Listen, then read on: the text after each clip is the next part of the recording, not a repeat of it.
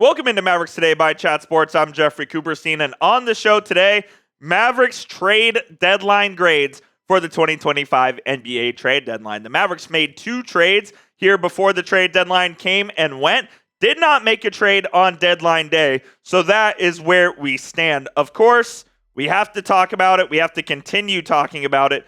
The Luka Doncic trade, the trade that shocked the world, the Mavericks made on Saturday evening, getting Anthony Davis, Max Christie, and a first-round pick. The Lakers getting Luka Doncic, Maxi, Kleber, Markieff, Morris. Jalen Hood-Schifino going to, my laptop in the way. Jalen Hood-Schifino going to the Utah Jazz and 2 second-round picks. This was an awful, awful deal, as we all saw in real time. Still not over it. It's still an absolute disaster for this Mavericks team. Second deal the Mavericks made was a little bit better of a deal until we tell you what happened. Caleb Martin and a second-round pick to the Mavericks for Quentin Grimes and a second-round pick of their own. Now, what you're wondering is, wasn't this deal just Caleb Martin for Grimes in the second? It was, until the Mavericks found out Caleb Martin was more hurt than he actually was and isn't going to be ready to play anytime soon. So the Mavericks get fleeced once again. And we'll get into the individual grades here in just a moment.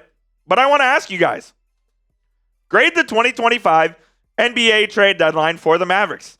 A, B, C, D, or F down in the comment section. This will be the pinned comment on today's show. So you might get hit with a YouTube ad break here in just a couple of moments. While you're doing that, go on down there and get your votes in A, B, C, D, or F. It's an obvious F. And it doesn't matter what they did outside of the Luka Doncic trade. It is an obvious F because this is the worst trade in NBA history. Letting go the second best player in the NBA at 25 years old for an aging, albeit very good, an aging player in Anthony Davis, who is injury prone himself. There were the rumors that the Mavericks had conditioning concerns.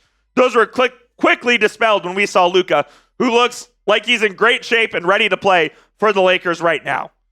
It was dispelled when all the hit pieces around Luka Doncic were coming out after about how he's not a locker room cancer, but he's not far off, this and that. All of the players say to the contrary, that Luka was a great teammate. He was great in the locker room. Everybody loved being around him. He had an infectious personality. I will never get over this trade. It will take 10 to 15 years for me to fully get over what Nico Harrison did to this franchise in the last week. You traded the second best player in the league. You gave him to the flagship franchise in the NBA in the Los Angeles Lakers. The trade was so bad that Shams Charania, who broke the news of the trade in the first place, thought his phone was being hacked because he didn't believe it. That's how bad this trade was. That's how stupid everyone thought the Mavericks looked. They still look stupid. Again, Anthony Davis, really good player. Max Christie had a very good debut for the Mavericks. He had 15 points, 5 of 8 from the field, 4 of 4 from 3, career high 9 rebounds in his debut in the loss against Philadelphia the other night. It still looks awful. It's despicable. It's disgusting. It's shocking. It is a joke.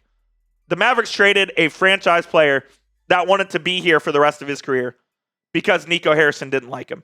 Everybody else liked him. Nico Harrison didn't like him. And he's the final decision maker. And now, we got to find a way to move on. Sometimes I feel better. Sometimes I'm thinking, are you kidding me? We traded Luka Doncic. It's an absolute joke.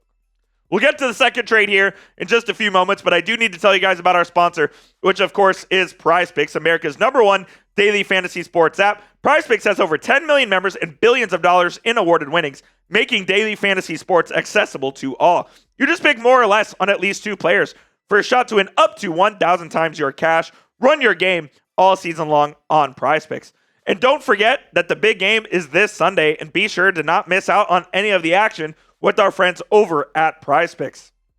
They have some great promotions going on, including this one, where Patrick Mahomes only needs to throw for 1 yard in order for you to win some real cash. You just pair that with another projection, and you'll win some real cash in real time. It's pretty awesome. Also, PrizePicks puts their members first So all withdrawals are fast, safe, and secure. And when my picks hit, I can get my money in as quick as 15 minutes. And they are the best place to get real money action in over 30 states, including California, Georgia, Texas, and, of course, Florida. How do you play? It's super easy. Download the PrizePicks app today. Use code CLNS to get a $50 bonus when you play your first $5 lineup. You don't even need to win to receive that bonus. It is guaranteed. Again, download the app today. Use code CLNS to get a $50 bonus when you play your first $5 lineup. Don't even have to win to receive that bonus. It is PrizePicks. Run your game. That link will be clickable in the comments and the description of today's show. So after the Luka Doncic trade, the Mavericks agreed to a deal with the team they were playing that night in the Philadelphia 76ers. They sent Quentin Grimes and a second-round pick to the Sixers for Caleb Martin. On the surface, I'm like, you know what? It's not a bad deal. Caleb Martin, a long defender, little ball handler, shoots about as well as Quentin Grimes. The Mavs weren't going to re-sign Quentin Grimes, even though he was a restricted free agent. He was going to get too much money. So the Mavs weren't going to re-sign him there. So they decided to cut bait early and get something for him. And they got a pretty good player in Caleb Martin. So that was the original deal. However, Caleb Martin was supposed to be playing here pretty soon. Oh, but wait, there's more. According to Mark Stein, Caleb Martin has been sidelined with the recent hip injury and was said to be nearing a return. But after consultation between both teams and the league office, Philadelphia has agreed to send an additional second rounder to Dallas. Philadelphia sends an additional second rounder, so this is the final trade. The Mavs get a 2030 second round pick. Woo! You traded for another injured player? You didn't know he was hurt? What are we doing? And honestly, I would have graded this trade a solid B- because I think it's a good trade. But now that Caleb Martin is hurt and there's no timetable for his return, what am I supposed to grade this? I probably give it a D at best.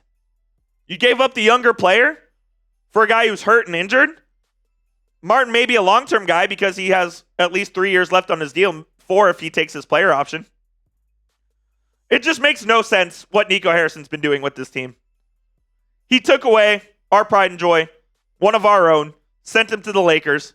Then he trades for a guy who's injured. So injured to the point where the NBA had to step in and say, hey, you guys need to throw in an extra second-round pick to the Mavericks because this guy's not going to play anytime soon. They had to amend the freaking deal. Absolutely insane, man. Absolutely insane. And another report that came out just after the deadline from Ian Begley of SNY, who's super plugged in with the NBA, he said the Mavericks heavily explored a Kevin Durant trade. They heavily explore a Kevin Durant trade. They didn't get it done because they probably couldn't find enough teams to get involved. But they did. There is credence to the reports that came out that they heavily explored a deal for Kevin Durant. I don't know. Are they still exploring it? Could it happen this offseason? It's possible that could be revisited. But the Mavericks did try to go get Kevin Durant at the trade deadline. Now, if they did that, I would have moved my grade from an F to a C, or maybe even a D, because I still don't think that you should have traded Luka, obviously. But they did explore Kevin Durant, according to some NBA insiders who are in the know, most notably Ian Begley. So keep that in the back of your pocket for this summer. We'll see if that gets revisited here in the next, in after the season, in June, early July, etc. I still can't get over it. Every time I look at it, it just infuriates me. At some point, I got to stop looking at it because I know how mad it makes me. He was ours. We drafted him. He wanted to be here. And we traded him for Anthony Davis, Max Christie, who's a good player, and 1 first-round pick. The Lakers got Mark Williams last night, 2031 first-round pick in Dalton Connect. Nico Harrison apparently got talked out of that.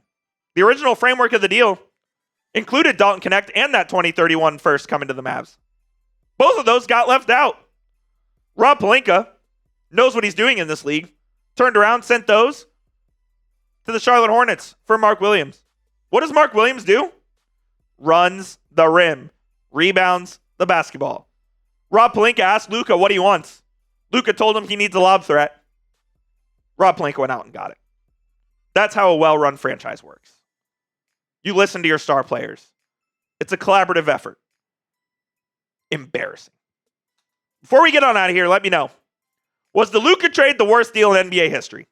Type Y for yes, type N for no. I don't think there's even a question about it. I think it absolutely was. One of the most embarrassing trades in NBA history, bar none.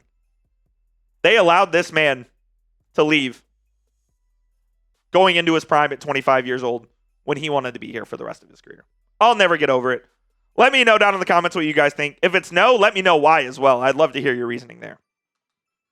That's going to be it for today's show. Thanks so much for tuning in and once again having another vent session with me. My name is Jeffrey Kuberstein. It is youtube.com/MavsTV. Be sure to hit that subscribe button. Coming out tomorrow, we'll have the latest buyout targets that the Mavericks could explore in 2025 NBA free agency. The Mavs do have an open roster spot now, so it's certainly possible that they could go out and use that roster spot on a player who is to be bought out here soon. So stay tuned for that, and we'll see you soon here on the channel. Appreciate you guys.